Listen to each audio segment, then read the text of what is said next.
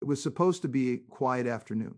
My disabled daughter was sitting calmly in our yard, wearing her medical support collar like her doctor instructed. She wasn't running, she wasn't bothering anyone, she was just trying to be comfortable. Then Hoa Karen stormed in. She started yelling about rules and violations that didn't even exist. Before I could reach them, she grabbed a device meant for animals and pressed it against my daughter's collar. My daughter screamed and collapsed in fear.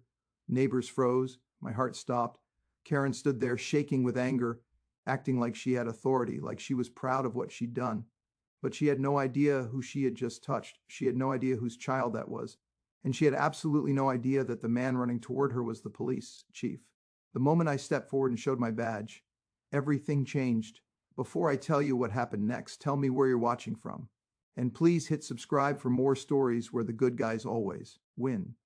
It was supposed to be a quiet afternoon, the kind of afternoon parents pray for. The sun was warm but gentle, the sky clear, and a soft breeze moved through the trees in our front yard.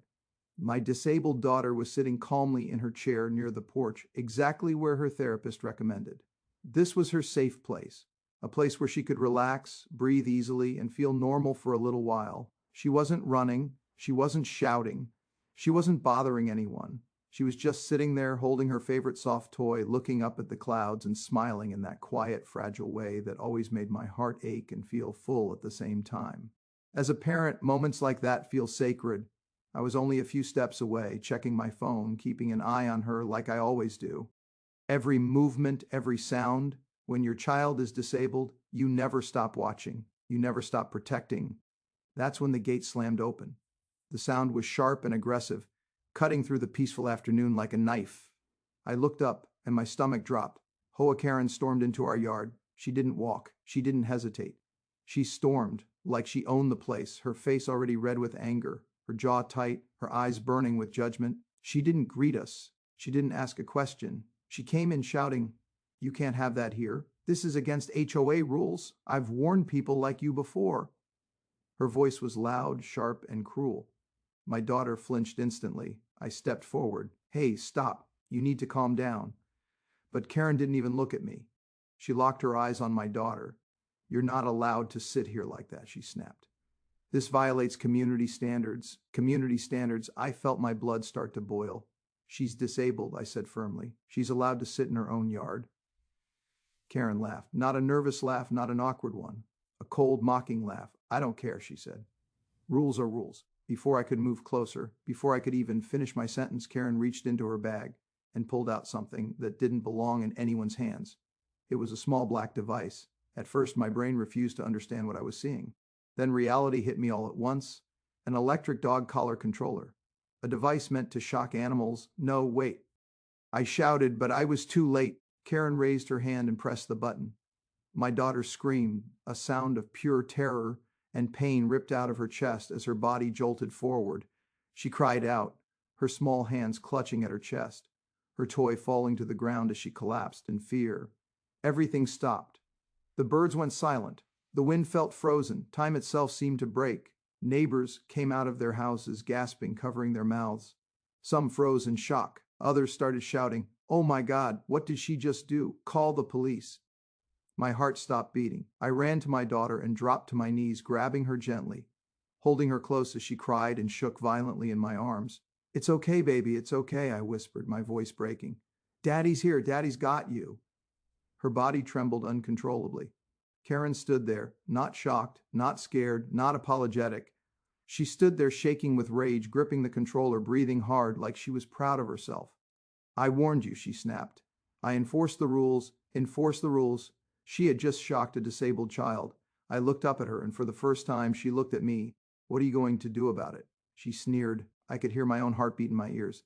My hands were shaking, not with fear, but with a level of rage I'd never felt before. But I didn't yell. I didn't attack her. I stood up slowly, still holding my daughter, and something in my posture must have changed because Karen took a half step back without realizing it. She still had no idea who she had just touched. No idea whose child she had just hurt. No idea whose house she had stormed into. She didn't know that the man standing in front of her, trying desperately to stay calm for his child, was the police chief. She didn't know that everything she just did had been seen, recorded, witnessed. She didn't know that her world was about to collapse. My daughter clung to me, crying softly now, exhausted and terrified. I looked Karen straight in the eyes and spoke slowly, clearly, with control. "Put the device down," she scoffed. "Or what?" I reached into my jacket. For the first time, fear flickered across her face. Because the next thing I pulled out wasn't a phone, it wasn't paperwork, it was my badge. And in that exact moment, everything changed. I dropped to my knees and pulled my daughter into my arms. The moment her body went still, she was shaking so hard I could feel it through my chest, like her fear was trying to escape her skin. Her breathing was fast and uneven, every breath sounding like it hurt. Tears soaked into my shirt as she buried her face against me. "It's okay. It's okay," I whispered again and again, even though my own voice was breaking. "Daddy's here. You're safe. I've got you." I checked her quickly, the way doctors had taught me, her hands, her neck, her breathing, her eyes. She was conscious, thank God, but terrified beyond words. Her small fingers clenched my shirt like it was the only thing holding her to the world. "Daddy, I am scared," she whispered, her voice so small it nearly crushed me. "I know, baby," I said softly. "I know. I won't let anything happen to you." Behind me, I heard someone gasp. Another neighbor shouted, "What is wrong with you?" Phones were already coming out. People were recording. Some were frozen in shock, others pacing, others shouting for someone to call the police. And then there was Karen. She didn't rush forward. She didn't apologize. She didn't look scared. She stepped back slowly and crossed her arms over her chest, standing tall like she'd just finished a job well done. Her face wasn't filled with regret. It was filled with cold satisfaction. "She was violating HOA rules," Karen said flatly. "I had to act." The words didn't make sense at first. My mind struggled to process them. I turned my head slowly and looked up at her, still holding my daughter tightly. "You shocked a disabled child," I said, each word slow and deliberate. "You used an animal shock device on my daughter." Karen shrugged. "Rules are rules," she replied. "If I make exceptions, everyone will think they can do whatever they want." That was the moment something inside me shifted. This wasn't confusion. This wasn't ignorance. This wasn't even anger gone too far. This was cruelty, pure, deliberate cruelty. My hands trembled as I stood up, still holding my daughter close to my chest.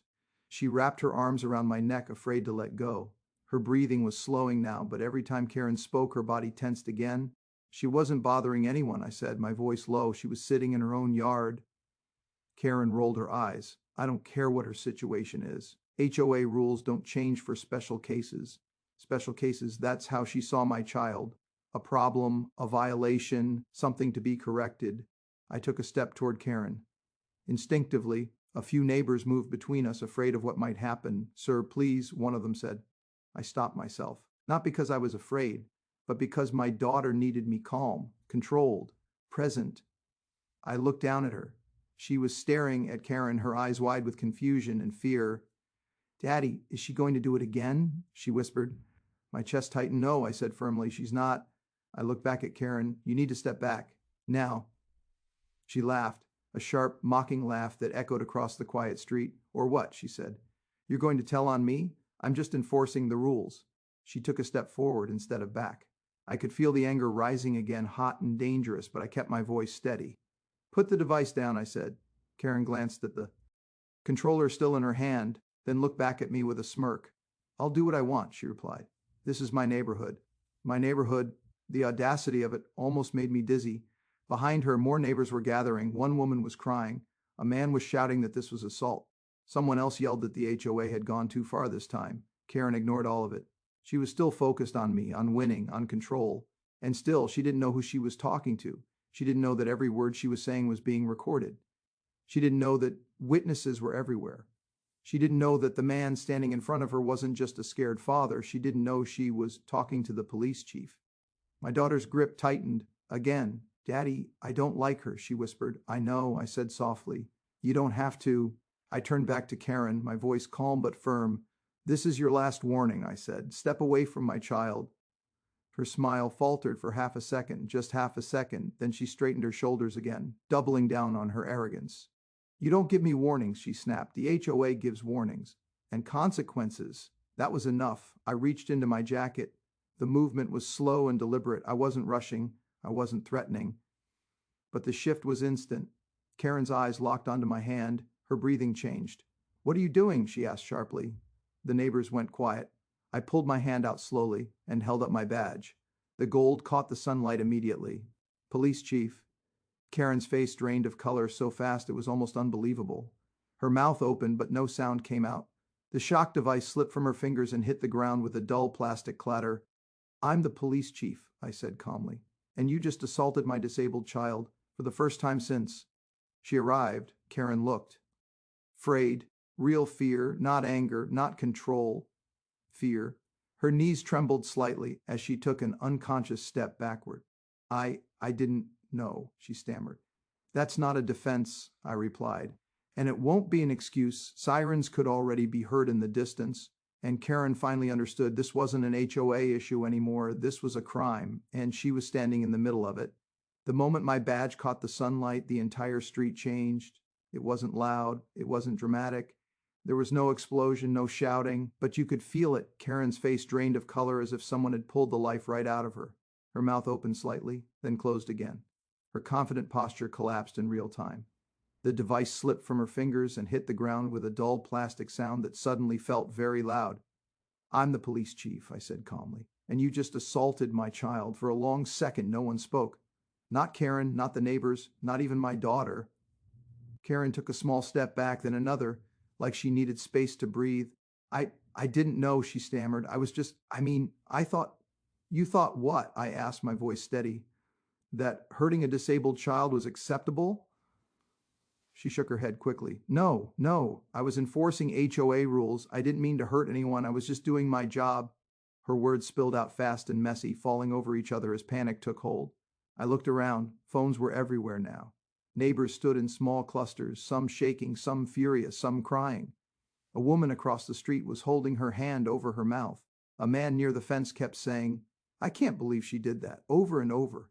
Everything had been seen. Everything had been recorded. Karen glanced around too, and that's when the fear really hit her. She wasn't in control anymore. Put the device down and step back, I said.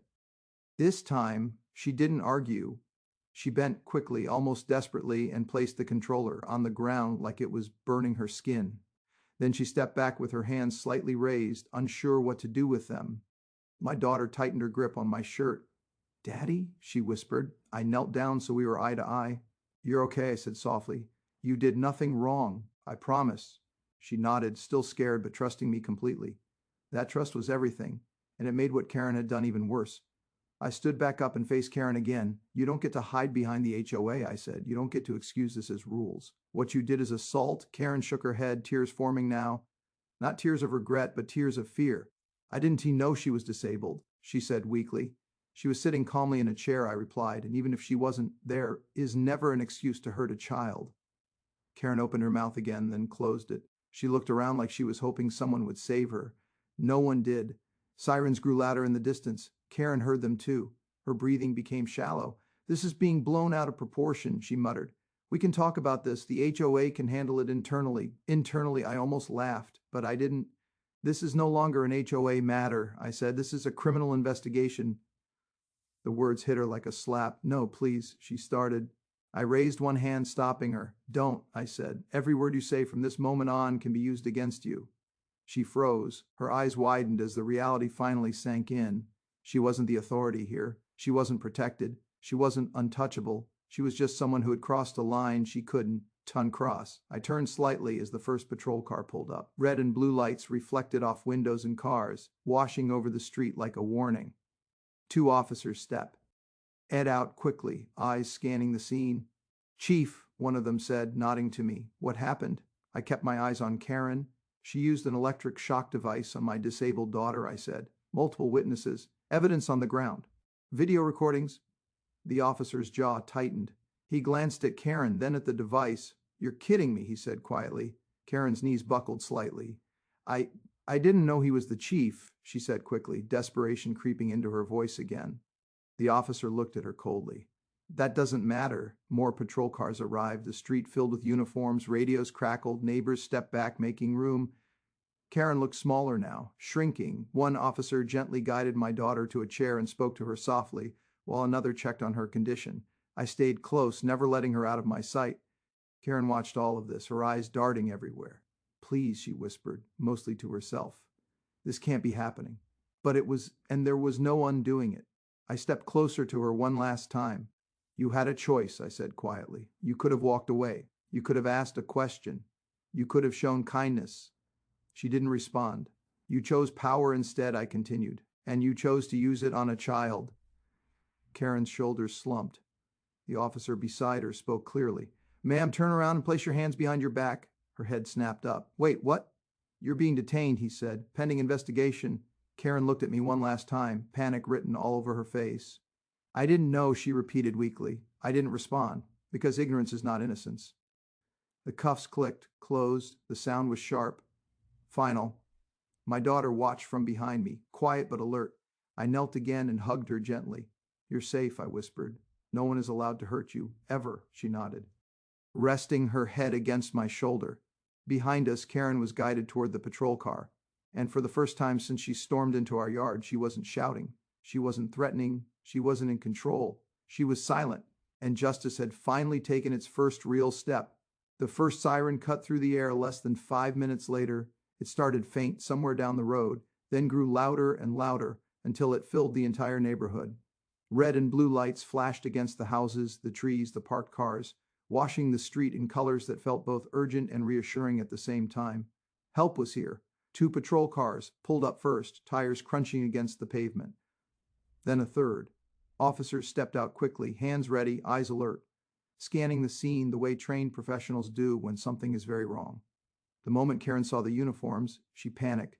This is ridiculous, she shouted, her voice suddenly high and desperate. This is all a misunderstanding. You don't need all these police cars. One of the officers raised a hand. Ma'am, please stay where you are. Karen ignored him and turned to me instead. Tell them this isn't what it looks like. I didn't say a word. I was kneeling beside my daughter, my arm wrapped around her shoulders. She was still shaking, her face pale, her eyes tired and scared. A female officer crouched down on her other side, speaking softly, asking her gentle questions, making sure she was okay. She needs to rest, the officer said quietly. We'll get her inside. I nodded, grateful. Neighbors opened their doors immediately, offering blankets, water, anything they could find. Someone brought a pillow. Another neighbor shut the gate to keep the crowd back. Karen watched all of this unfold, her confidence draining by the second. I didn't mean to hurt anyone, she insisted loudly. I was enforcing HOA rules. That's my responsibility. One of the officers picked up the shock device from the ground using gloves. He turned it over in his hands, his expression darkening. This is an electric shock device, he said flatly. Not HOA equipment. Karen's mouth opened, then closed. It's for safety, she tried weakly. For animals, the officer replied, not children. Phones were still recording. Karen noticed that too. She tried to cover her face, then thought better of it, then tried again. Her breathing became uneven. I want to speak to the HOA board, she said. They'll explain everything. Another officer shook his head. This isn't an HOA matter anymore. That sentence hit her harder than anything else. What do you mean? She asked, her voice cracking. It means, the officer continued, that this is now a criminal investigation. Karen's legs seemed to give way slightly. She grabbed the fence to steady herself. No, this can't be happening, she whispered. I've lived here for years. I keep this neighborhood in order. I finally stood up, carefully lifting my daughter into my arms. She rested her head against my shoulder, exhausted. Order doesn't come from fear, I said quietly, and it never comes from hurting a child. Karen shook her head violently. She shouldn't have been out there like that. The words echoed in the street. Several neighbors gasped. One man shouted, Are you serious right now? A woman yelled, That's a disabled child. Karen realized too late that every word she spoke made things worse.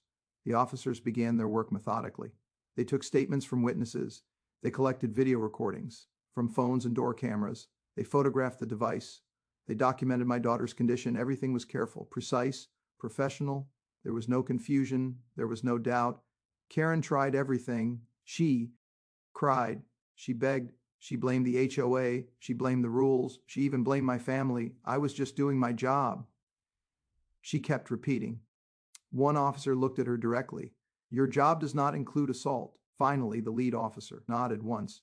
Ma'am, he said calmly, turn around and place your hands behind your back. Karen froze. What? She asked. No, wait, this is going too far. You are being placed under arrest, pending further investigation. He continued. You have the right to remain silent. Her face crumpled. This is a mistake, she sobbed. I was just enforcing rules. The cuffs clicked shut. The sound was sharp, heavy, final. Karen let out a small, broken cry as she was guided toward the patrol car. Neighbors watched silently. No one defended her. No one stepped forward. As she passed me, she looked up, her eyes red and wild. I didn't know, she whispered again. I looked down at my daughter in my arms. She didn't know either, I replied. She just knew she was scared. Karen was placed in the back seat. The door closed with a solid thud. That was it. The street slowly began to calm. The officers stayed to finish reports, but the danger was gone. My daughter was taken inside, wrapped in a blanket, surrounded by people who cared about her safety and comfort. I sat beside her, holding her hand as she drifted into an exhausted sleep. Outside, the patrol car pulled away, taking Karen with it. Her shouting was gone, her power was gone, her excuses were gone. All that remained was the truth. No rule excuses hurting a child. And tonight, that truth had teeth. The police station felt colder than usual that night, not because of the air, but because of what we were about to uncover. Karen sat in a small interview room, under bright lights, her confidence completely gone. The same woman who had stormed into our yard shouting about rules now stared at the table, E in front of her, hand shaking. The power she once carried had vanished the moment those cuffs clicked shut. I stood outside the room with two senior investigators, watching through the glass. She's been reported before, one of them said quietly, flipping through a thick folder. A lot before. That caught my attention. How many? I asked. He exhaled slowly. Enough that this should have been stopped years ago. They laid the files out across the table. Complaint after complaint stacked like bricks. Names, addresses, dates, families from different parts of the neighborhood, different streets, different years. But the pattern was the same. Harassment, threats, public humiliation, targeting families who were quiet, targeting families who didn't fight back, targeting families with disabled children. She went after them because she thought they were weak, the investigator said.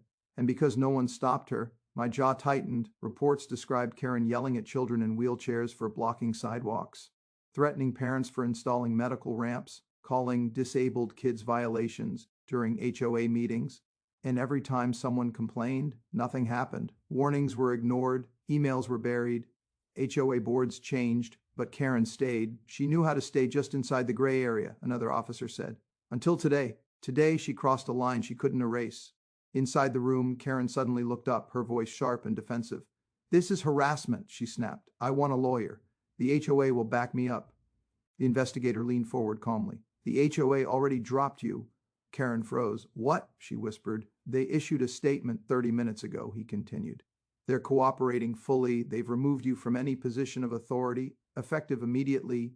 Her mouth opened. No words came out, and they've handed over every comp. Lain't ever filed against you, he added. That was when Karen broke, not loudly, not dramatically. She folded in on herself, shoulders shaking, eyes filling with tears, not of regret, but of realization.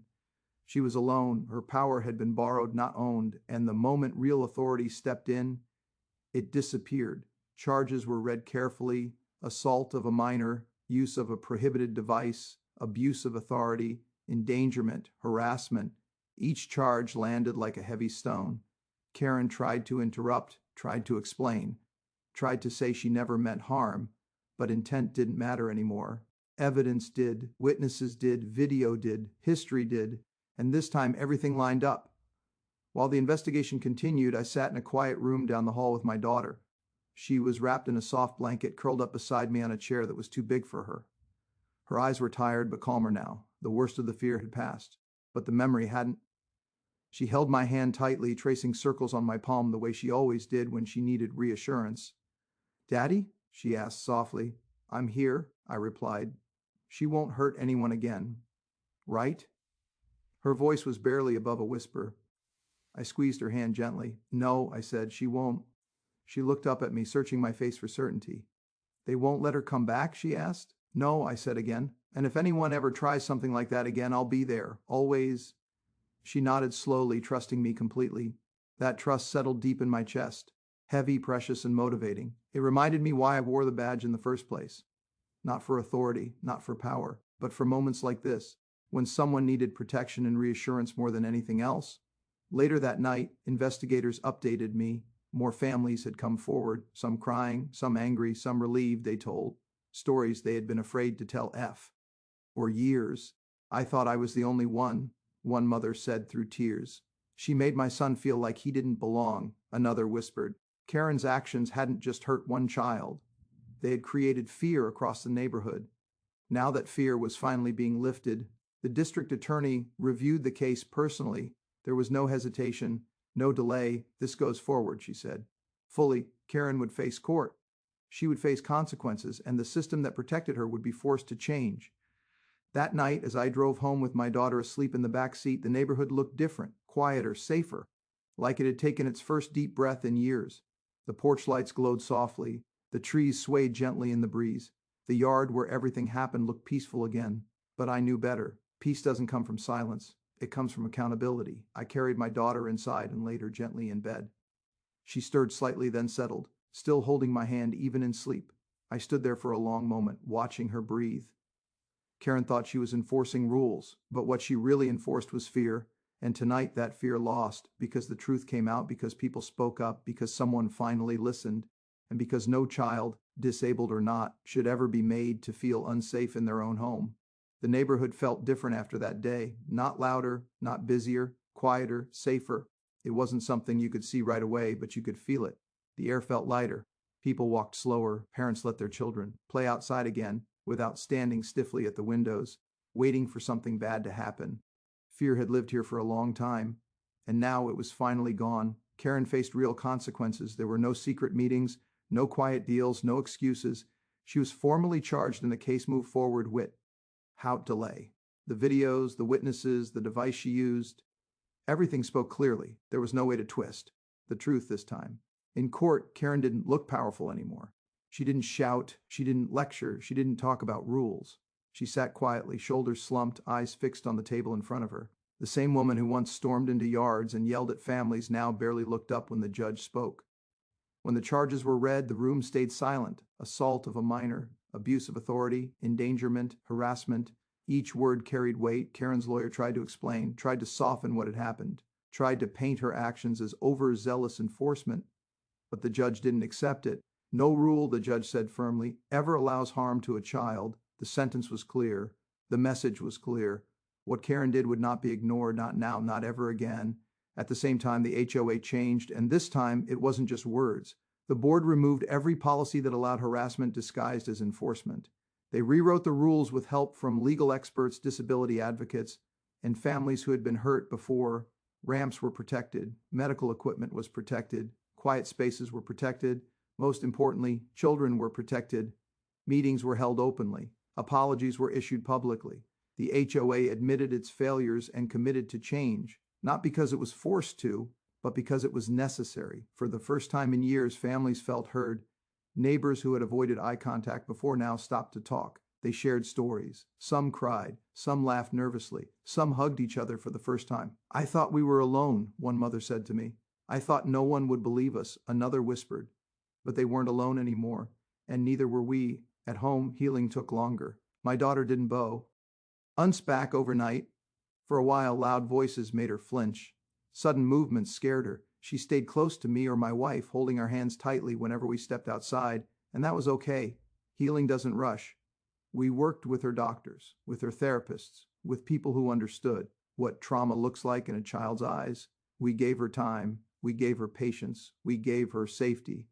Slowly, signs of her old self returned. One morning, she asked if she could sit outside again, just for a few minutes. I walked out with her and placed her chair in the same spot as before, the same place where everything had gone wrong. She looked around carefully. The trees were still there. The sky was still blue. The yard was still ours. She took a deep breath, then she smiled. Not a big smile, not a loud one, a small, careful smile. But it was real. My chest tightened as I watched her close her eyes and feel the sun on her face again. That simple moment meant more than any award or title ever could. That night, as I tucked her into bed, she asked a question I'll never forget. "Daddy, bad people don't get to stay in charge, right?" I sat beside her and brushed her hair back gently. "No," I said. "They don't." She nodded, satisfied. "Good," she said softly. "Because I was really scared." "I know," I replied. "And I'm proud of you." She drifted off to sleep, holding my hand. Later, I stood alone on the porch, looking out at the quiet street. Porch lights glowed softly, the trees moved gently in the wind. Somewhere down the road, laughter echoed from a backyard. Normal sounds, Safe sounds. Being a police chief isn't just about enforcing laws. It's about knowing when power is being abused. It's about standing up when someone smaller is being hurt. It's about protecting people, especially those who can't protect themselves. That day reminded me why I chose this job, not for authority, not for control, but for moments like this. Moments when fear is replaced with safety. Moments when silence is replaced with justice. Moments when a child smiles again after being hurt. Justice wasn't just served that day, it was earned by truth, by courage, and by refusing to look away. And as long as I wear this badge, I'll make sure it stays that way. For my daughter, for every child like her, for every family who deserves to feel safe in their own home.